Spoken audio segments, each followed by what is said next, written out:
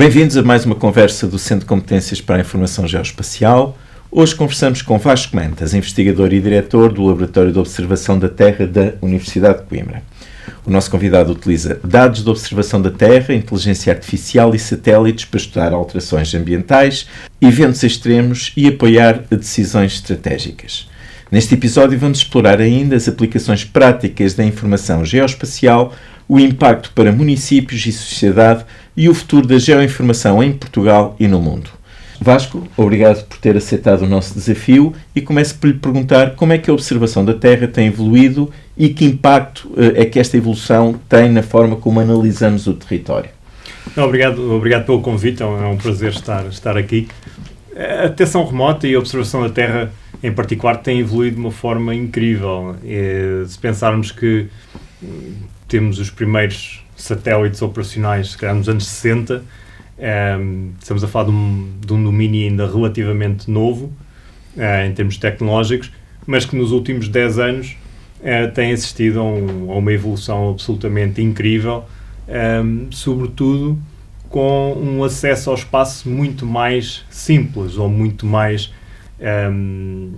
com custos muito menores, em parte devido à miniaturização dos satélites, que faz com que universidades, pequenas empresas, startups consigam ter uma presença no espaço e, ao mesmo tempo, também potenciado por avanços e uma verdadeira revolução no lançamento desses mesmos satélites, nomeadamente através de lançadores reutilizáveis da SpaceX e outras tecnologias desse tipo. Então, eu diria que temos uma evolução muito rápida, temos uma capacidade de observação que não tem precedentes, e ao mesmo tempo uma mudança de paradigma, em que vemos também as entidades privadas cada vez a ter um papel mais relevante no espaço, como seria de supor, assim que a maturidade das tecnologias também vai se impondo. E que argumentos é que considera mais eficazes para demonstrar aos municípios, às entidades públicas e privadas, o valor dos dados geoespaciais? Eu acho que tem que haver aqui uma abordagem muito pragmática. Por um lado, serão a redução de custos. A redução de custos decorrente do uso desses dados tem que ser, efetivamente, um dos argumentos principais. Também a otimização dos processos, os processos internos de decisão, a transparência nas próprias decisões que são tomadas. Podemos comunicar com os cidadãos de uma forma muito mais visual, utilizando os dados de satélite. Isso acaba por aumentar essa transparência que é tão necessária nas autarquias, para aumentar até o envolvimento das populações e garantir que as decisões são compreendidas e apoiadas pelas populações. E, portanto, eu acho que tem que passar necessariamente pelo argumento, por um lado, financeiro, redução de custos, otimização de processos, e depois, então, também a transparência e a capacidade de fazermos coisas que hoje, se calhar, não são tão fáceis com essas metodologias mais tradicionais. Até a própria monitorização do território, temos a capacidade de saber em tempo quase real o que se está a passar, o que está a acontecer no território, é algo que é fundamental e que, com métodos mais tradicionais, ter um técnico no terreno não é muito fácil. Muito bem. E, portanto, continuando aqui um bocadinho nas autarquias, quais são as maiores oportunidades para os municípios utilizarem precisamente estes dados geoespaciais na gestão urbana, na gestão ambiental, na proteção civil, não é? Que é hoje em dia também um ativo muito importante? As oportunidades são enormes. Por um lado, temos efetivamente todo o acervo de dados que pode ser usado na preparação, no planeamento urbano mais eficiente, tornar as cidades mais sustentáveis, tornar os espaços à volta das cidades também mais resilientes, mais capazes de absorver os choques das alterações climáticas, os problemas relacionados com os incêndios. Portanto, tudo isso acaba por ser, de certa forma, apoiado pelo uso de dados de satélite. Os dados de satélite não vão resolver os problemas, mas podem, de facto, aqui abrir portas e abrir oportunidades até de negócios locais, assentes em dados, em informação, que podem, no fundo, apoiar a gestão do território. Eu acho que nós não vamos mudar nada, não vamos mudar a forma como os territórios são geridos, as políticas continuam a ser definidas com base nas prioridades das populações, nas prioridades do país, mas podemos mudar a forma como essas políticas são verificadas e são desenhadas. E isso tendo mais informação, seja de satélite, seja de drone, seja de outros recursos, é sempre bem-vindo. Eu acho que vivemos numa época em que ter mais informação e decisões que estejam assentes na ciência e que sejam justificáveis acaba por ser bom para a democracia, bom para as autarquias, bom para os cidadãos e portanto, o uso de dados é fundamental para esse fim. Pode partilhar connosco um exemplo em que estes dados e a observação da Terra tenham tido um impacto direto nas autarquias, nos municípios, na sociedade civil em geral? Sim. Eu acho que nós usamos dados de observação da Terra todos os dias, todos nós, mesmo sem muitas vezes nos apercebermos. De cada vez que consumimos uma previsão meteorológica, estamos de certa forma a consumir dados de observação da Terra. Eles não são óbvios muitas vezes, portanto passaram por todo um processo de análise pelos peritos, que depois convertem essa informação e o conhecimento que têm em algo que é utilizável pelas populações e pelas entidades. Portanto, cada vez que recebemos um alerta de risco de incêndio, cada vez que recebemos uma informação relativamente a uma tempestade que se está a desenvolver no Atlântico, onde não temos a capacidade de observação tradicional, portanto tem que ser com satélite, nós estamos, de certa forma, a beneficiar de uma forma muito direta e muito tangível da capacidade de observação que temos instalada.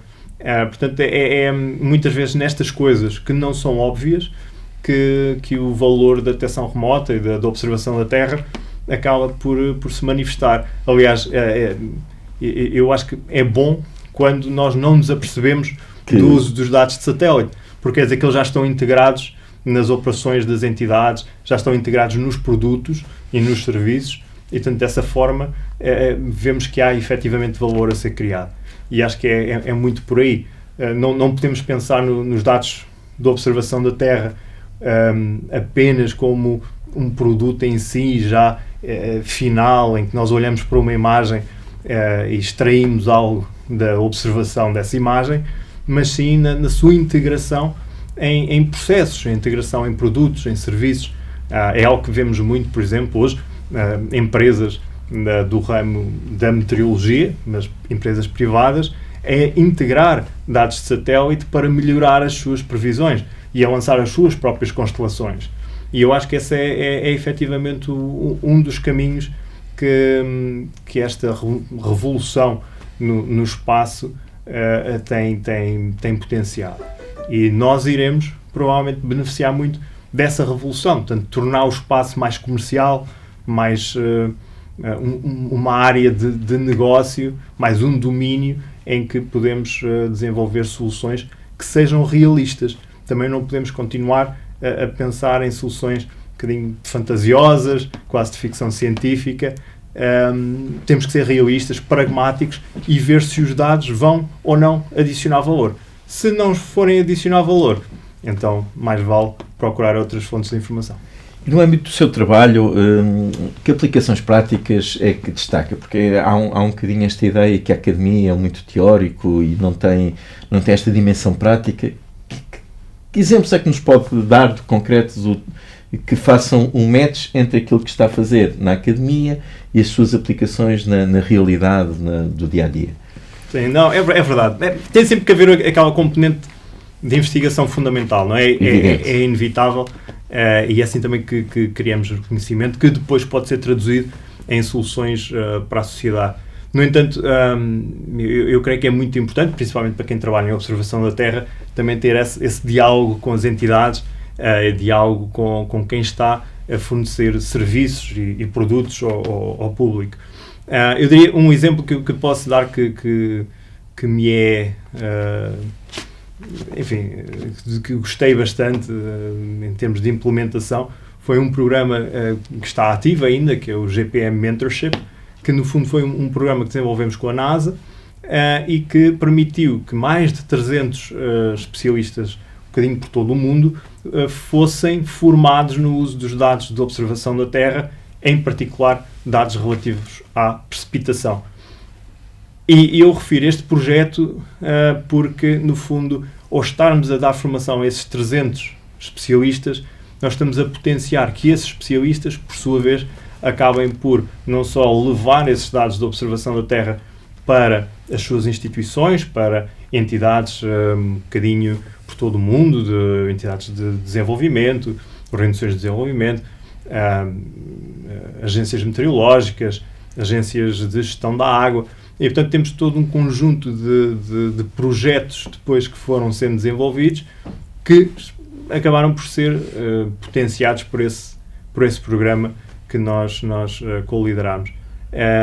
E portanto eu diria que essa é uma das aplicações, ou foi uma das aplicações que me dá mais prazer e que continua, que vamos entrar agora no 4º ano já de programa. Liderado então pela Universidade de Coimbra, é isso? Exatamente, portanto com a NASA, é uma co-liderança e que está de boa saúde e para continuar. E recomenda-se. Exatamente. Estamos agora também na era da inteligência artificial. Como é que vê a utilização da inteligência artificial neste processo de agregação de dados, de compilação, de tratamento de dados? Eu acho que é inevitável, é mais uma ferramenta. Eu acho que a inteligência artificial por si só não vai resolver todos os problemas de gestão de dados, de análise, de distribuição, de disseminação da informação, mas sem dúvida que nos trouxe aqui capacidades que antes não tínhamos. Eu diria que o impacto maior é desde logo no desenvolvimento de novos produtos. Eu acho que o processo de desenvolvimento de novos produtos acelerou-se muito. Temos agora a capacidade inclusivamente com os chamados Foundation Models, que no fundo criamos modelos que depois podem ser ajustados de certa forma, isto simplificando um bocadinho o conceito, mas podem ser ajustados para diferentes tarefas, portanto só temos que treinar o modelo uma vez e depois ele pode ser ajustado a diferentes tarefas e eu diria que esse é provavelmente uma das grandes inovações e revoluções que estamos agora nesta fase a ver. Depois temos do lado do consumo os próprios modelos, os grandes modelos de linguagem, enfim, todos falamos no ChatGPT, mas há LLMs também a ser usados para a observação da Terra e em que, se forem bem feitos, poderão permitir aos utilizadores, nomeadamente nas autarquias, interagir com os dados sem terem necessariamente formação em observação da Terra ou até em sistemas de informação geográfica. Portanto, num futuro provavelmente será muito próximo, poderemos questionar um LLM sobre dinâmicas de vegetação e ele vai-nos poder fazer um resumo do que está a passar num determinado território. Eu acho que isso vai abrir a observação da Terra a uma comunidade muito maior de utilizadores, porque já não vai pressupor aquela formação de base que agora ainda é necessária.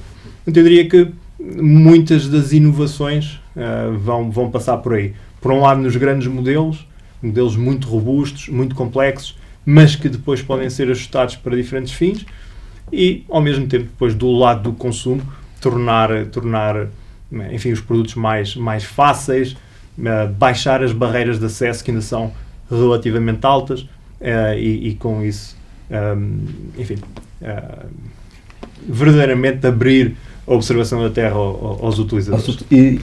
E aos municípios, que obstáculos é que consegue identificar que ainda impactem a utilização normal pelos municípios dos dados geoespaciais e de soluções que são encontradas com todo esse trabalho? Eu acho que há aqui vários problemas. Alguns são estruturais. Temos problemas, por exemplo, ao nível dos recursos humanos. Não temos necessariamente o número de recursos humanos qualificados que seriam necessários.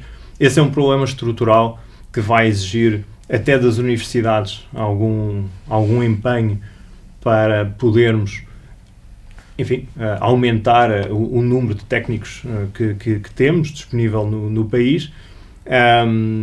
todos falamos da engenharia aeroespacial como um curso de elevada, muito atrativo, uma grande atratividade, mas na verdade precisamos também de ter equivalentes depois do lado dos dados e da utilização dos dados para fins práticos. Depois precisamos também de ter aplicações pragmáticas. Se continuamos a desenvolver e a focar o desenvolvimento em soluções que até podem ir ao encontro de algumas buzzwords que vamos ouvindo, mas que depois não trazem valor muito real aos municípios, também não é de esperar que haja uma adoção por parte dos municípios desse tipo de soluções. E depois há também um problema estrutural do ponto de vista dos recursos disponíveis. Acho que muitas vezes faria sentido haver uma aquisição dos serviços de forma conjunta e não necessariamente município a município. Temos muitos municípios que partilham os mesmos problemas, os mesmos desafios, o mesmo tipo de território e, portanto, se calhar aqui uma abordagem mais conjunta. Aliás, as SIMs acabam por ser, se calhar, o interlocutor ideal para este tipo de solução, acabariam por ser, se calhar, os parceiros ideais de quem faz o desenvolvimento. Portugal pode ser líder nesta área? Esta pergunta tem muito a ver com aquilo que disse de existir naturalmente algum orgulho quando nós vemos a Universidade de Coimbra a trabalhar com instituições como a NASA, como a ESA. Pode ser? Pode. Há condições para isso? Sim, há condições para isso. Voltamos ao mesmo. Precisamos de recursos humanos, portanto precisamos de mais pessoas qualificadas, com vontade de trabalhar nesta área, mas efetivamente é possível. Nós temos já muitos projetos em Portugal a ser desenvolvidos. Nós passámos de um país que não tinha satélites praticamente. Tivemos um satélite lançado nos anos 90 e depois tivemos aqui um interregno de décadas até ao lançamento do segundo satélite português. Neste momento temos uma perspectiva bastante interessante de mais de 2 dezenas de satélites em órbita, lançados por diferentes entidades e que no fundo se insere num contexto que não é só nacional, é um contexto europeu, ou um contexto global, até se quisermos, mas que ao nível da Europa efetivamente tem, enfim, tem gerado aqui muito interesse no investimento nesta área. Temos agora algumas circunstâncias geopolíticas que também eu creio que vão acelerar esta procura da autonomia europeia no domínio da observação da Terra e do espaço em geral. Faltam-nos algumas coisas na Europa. Faltam-nos, por exemplo, mais empresas no setor dos lançadores, para termos efetivamente essa autonomia mais alargada no domínio do espaço. Falta-nos também ter, se calhar, mais capital de risco a efetivamente a envolver-se neste domínio, mas isso não é exclusivo do espaço. Sim. É um bocadinho mais transversal até às startups, por aí fora. Mas, efetivamente, Portugal acho que tem boas condições. Nós temos o Atlântico, temos os Açores, que são uma região ótima para várias aplicações desta natureza. Temos um envolvimento forte com a ESA. Ainda esta semana tivemos boas notícias relativamente ao reforço do orçamento da Agência Espacial Europeia e ao reforço da contribuição nacional para a Agência Espacial Europeia, o que é fundamental, porque efetivamente se não houver investimento não podemos ser líderes, isso é garantido. E depois, enfim, há alguns aspectos também do ponto de vista da regulamentação, do maior esforço, se calhar até de interligação entre domínios, porque o espaço acaba sempre por ter de servir outra comunidade, outros utilizadores. Em si, o espaço acaba por ser não é o destino do ponto de vista da maior parte dos serviços ou dos produtos que temos. Estamos sempre a falar de comunicações ou de observação da Terra, monitorização, defesa, segurança, que são áreas fundamentais e cada vez mais. E, portanto, eu diria que sim, Portugal tem efetivamente as condições. Temos que pensar em Portugal como um todo, não só até a faixa continental, mas as ilhas.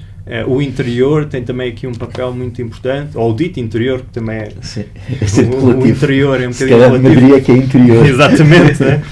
E portanto eu acho que sim, eu acho que não há a partida nenhuma razão para não podermos ser líderes, e eu diria até que temos muito bons exemplos de empresas que foram criadas em Portugal, que estão a crescer, algumas aqui em Coimbra, temos aqui um ecossistema bastante interessante, mas precisamos disso, precisamos mais recursos humanos, mais investimento, ou se calhar mais do que mais investimento, uma maior capacidade e uma maior perspectiva de longo prazo nos investimentos que vamos fazendo e que conseguimos lá fora também de forma competitiva, através de financiamentos europeus, etc. Então eu acho que sim, não vejo porque não. Vasco, muito obrigado por ter aceitado este nosso desafio, obrigado, para falar um bocadinho sobre aqui os dados geoespaciais e a sua aplicação na Terra.